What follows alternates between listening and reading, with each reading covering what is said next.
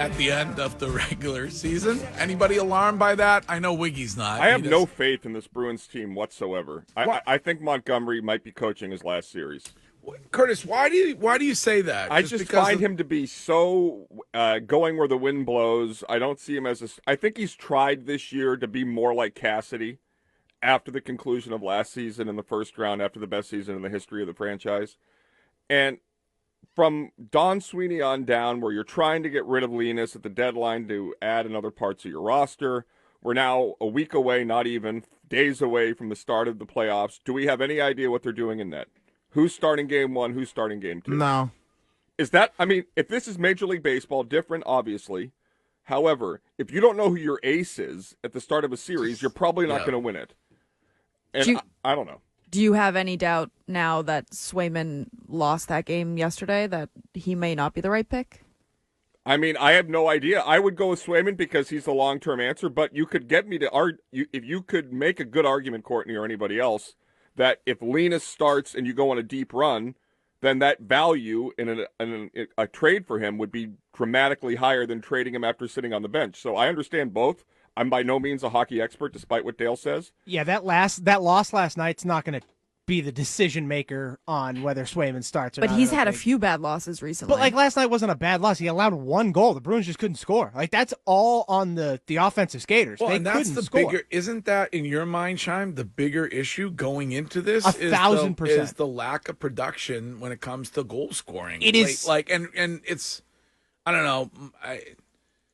Mike Milbury might disagree because he sort of disagreed on Thursday on this show, but it's been, I don't know, has it been a month that they've struggled when it comes to that? Just about. And like the defense, we had concerns about the defense early on. Mm-hmm. They have since leveled out. Hampus Lindholm seems to be a little bit more back to normal. He doesn't look nearly as porous as he did earlier in the season. The goaltending has been elite for 95% of the year, and the offense outside of the David Pastrnak lines or when he's on the ice, the offense is like as cold as it gets. Sometimes it is bad. Like outside of that Pastrnak, it feels like those times on the Bruins teams where they had the perfection line and that line was really good, but after that, what did you have? They're flat.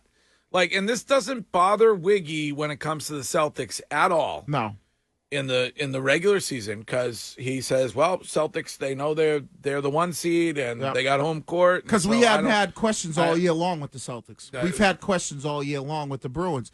And you have two elite goalies, and you're struggling with your offensive production. I wonder how you could have fixed that problem.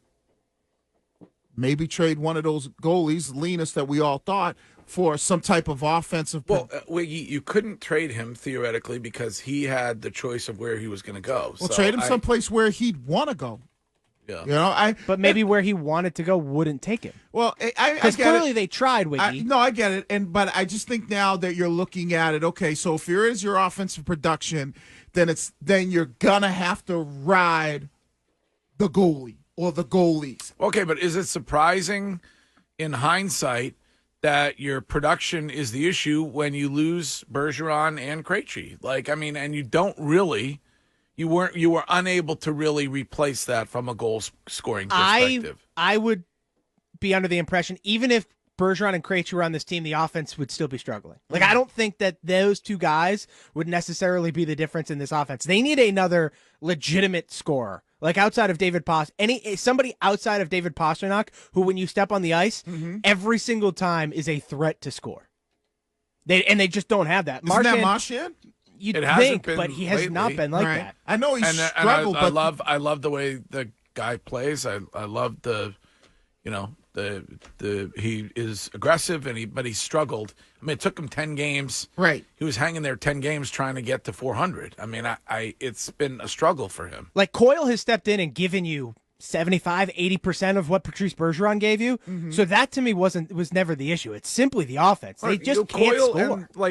Coyle and Zacha both have been really good lately. Exactly. On that, so. And the good news is Coyle's family's local, so they can watch all the games. This is Phil from New Hampshire. Hello, Phil.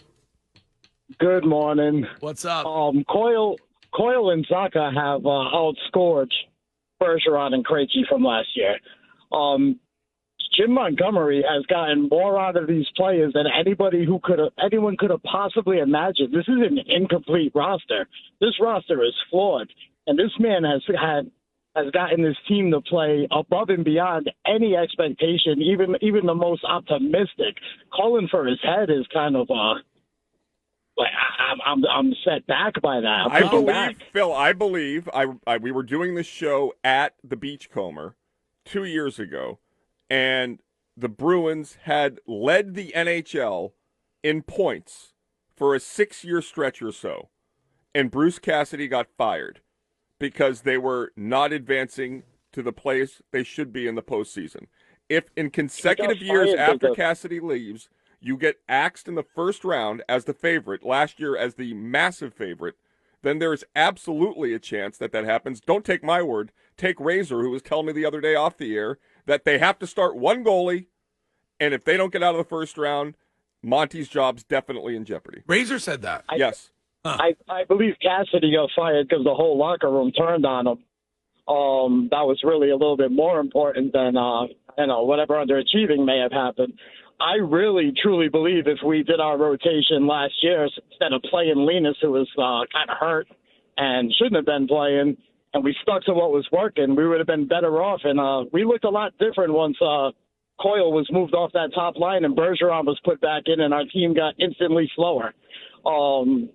It's a tough situation, and I know he was forced last year to play one goalie from upstairs. And once you can't do what you want to do, that's where you see the scrambling and doing all the other crazy stuff that he was doing with lines to try to fix fix what was happening when he couldn't do the one thing he wanted to do, which was what was working. We had an elite setup with two goalies rotating 2-1, 2-1, 2-1.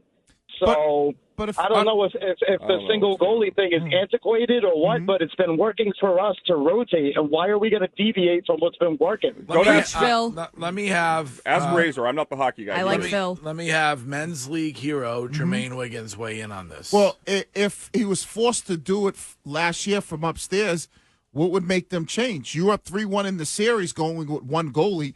The only reason why you ended up losing that series is because you didn't take the goalie out that was hurt.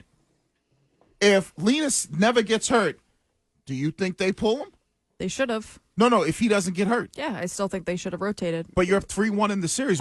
She wanted to rotate the whole. No, but why she would wanted you to go into the first round of the playoffs and throughout the playoffs the same way they did in the regular season. Yep. Right. And I want them to do it again this season. And she wants to do it again starting this weekend. Yep. Right, but if they didn't want to do that last year. And I think that he knows he made a mistake, so I think Montgomery's going to look at this postseason much different than he looked at last But the postseason. organization doesn't view it as a mistake. They tried to trade Linus at the deadline. And how is it a mistake when it worked for you? It didn't work for them. You were up 3-1 in the series with one goalie. Yeah, and we all agree that we think that he should have pulled Linus sooner than he did. Why should he have pulled Linus? If you want to say that it was because of injury, that's fine. The only reason I why. think they should have pulled him earlier because I think they should have done the rotation the entire time. But if you're up 3-1 in the I understand that. So then that works. Well, it might not have worked. But what she's saying is it didn't work. It didn't work until he got hurt. Okay, but so neither of them are hurt now. Right. So how are you not like on this? If the guy, I don't know how you aren't understanding. Where it's like if you go into it knowing that it's going to be a rotation, it won't matter if they're up 3-1 or not. That will just be the rotation. Whether they're winning or losing, you're going to rotate guys. Right, but what I'm looking at is you were up 3-1 in the series last year going with one guy. Correct. The biggest issue that you had is the guy you went with who got you up 3-1, he gets hurt. So then you should say, okay, at this point in time, we now got to put the healthy guy in there.